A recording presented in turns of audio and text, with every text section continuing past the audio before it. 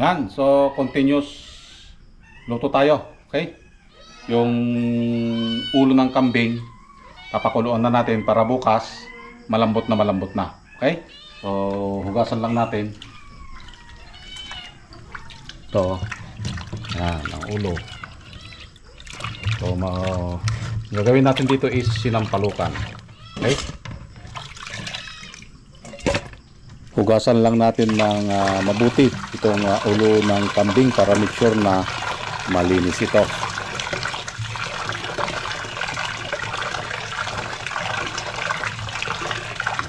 Sarap ang sinampalukan ng ulo ng kambing. Malambot na malambot.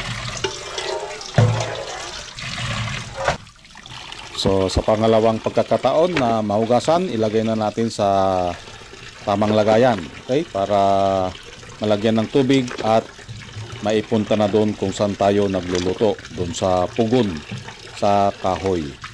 Okay, so lagyan ng tubig para madala na doon, and then ito na, ilagay na, umusok na.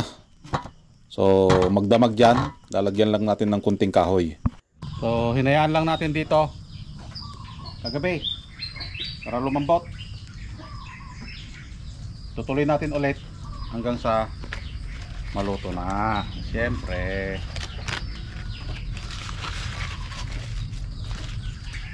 dito ako nagpapalambot ng lulutuin kung ito ay matagal palambutin, okay, para makatipid tayo. Maganda yung ganitong lutuan, yung pugon ang tawag sa amin, dahil kunting kahoy lang mainit na, okay? Makukulob kasi yung init pag ganitong lutuan, hindi katulad sa open na lutuan, kapag hinangin mawawala yung init. Ayan, at nagkaroon na ng usok, sinyalis na masarap ang niluluto ni Bonsayistang Lumpo. Yan, so kumukulo na at napalambot na ito kagabi pa. Ilagay na natin yung mga sangkap. Ang paminta, ting ting ting ting. Ang bawang, dapat padaming bawang para mabango ang kanyang sabaw. Okay, at the same time yung sibuyas na nagpapaiyak sa'yo. Ito na lang yung nagpapaiyak sa'yo, wala na talaga. Ilagay na natin. Oh. Ha? So takpan habang kumukulo, kukuha tayo ng pang-asim. So tara na, kukuha tayo ng dahon ng sampalok. Okay, hindi ko alam kung makakakuha tayo ng dahon ng sampalok. Let's go!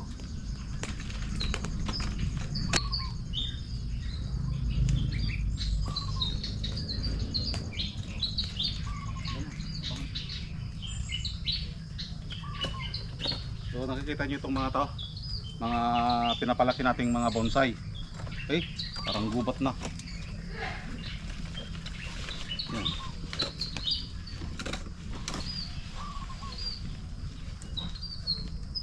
Kukuha tayo ng dahon ng sampalok para sa asim kilig.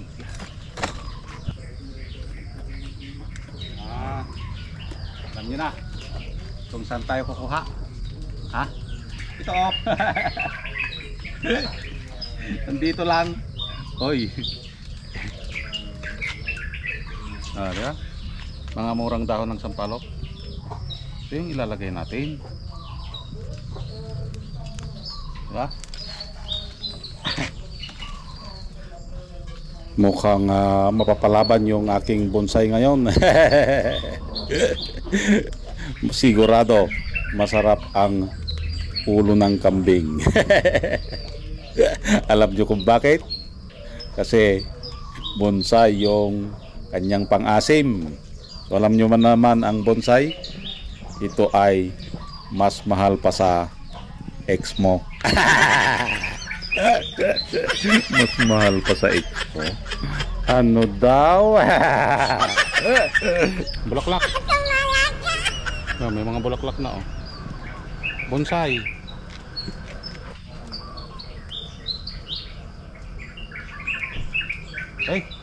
Okay na to. Kuha na tayo ng pang-asim. Murang sampalok, murang dahon ng sampalok. Okay, let's go. Punta na naman tayo doon sa pinaglulutuan natin. Okay muna. So, nahugasan na ito. Okay, hinugasan na natin. At ilalagay na siyempre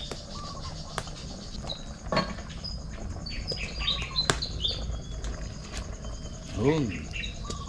Para may kunting gulay-gulay, may kunting talbos.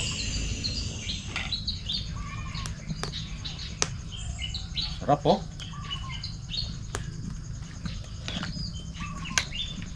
Oh. Tapos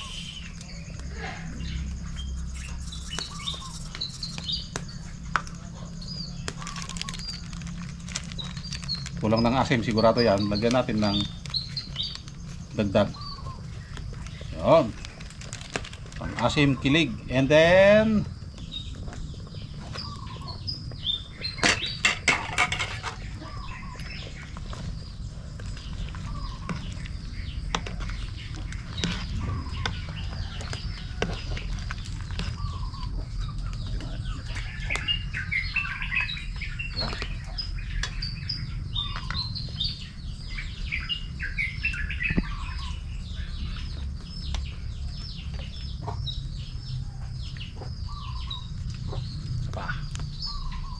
pang tikim, perfect na to.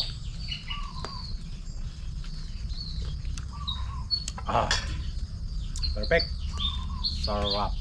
Okay, babangan ulit natin sa liting yung pag-ihain na natin. Okay, at ito na, nakalagay na sa lagayan. Itsura pa lang ng sabaw, matatakam ka na. Shout out nga pala sa mga kumakain ng kambing. Ganito din ba yung ginagawa nyo pagdating sa ulo? Ilalagyan nyo ng daon ng sampalok and then pakuluan hanggang sa malambot. Okay? So ito na yung kanyang finished product at maraming salamat. Bye bye.